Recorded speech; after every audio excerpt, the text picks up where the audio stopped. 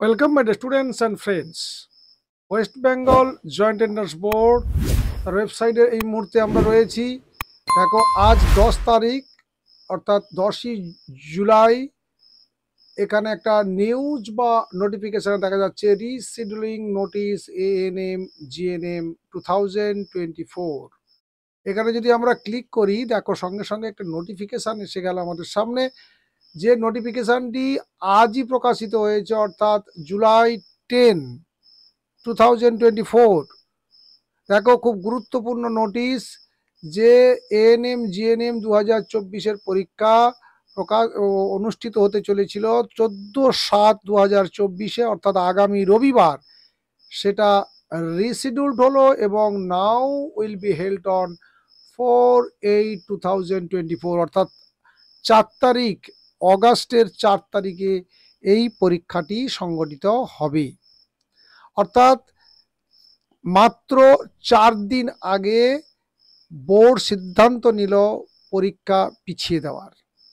এখানে বলেছে, due to unavoidable circumstances relating to natural calamity in some areas of the state. অর্থাৎ আমাদের রাজ্যে প্রাকৃতিক দুর্যোগের একটা সম্ভাবনা তৈরি হয়েছে।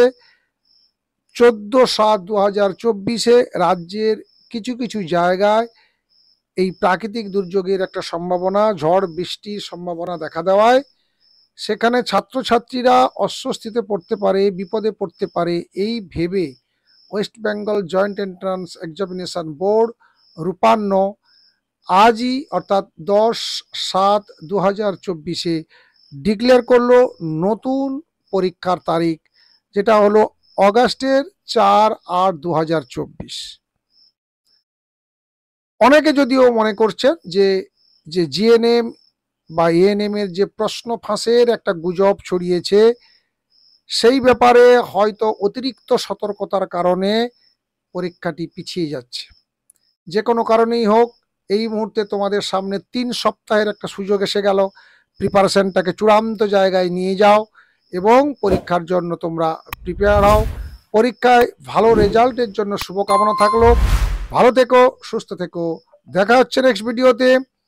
Thank you.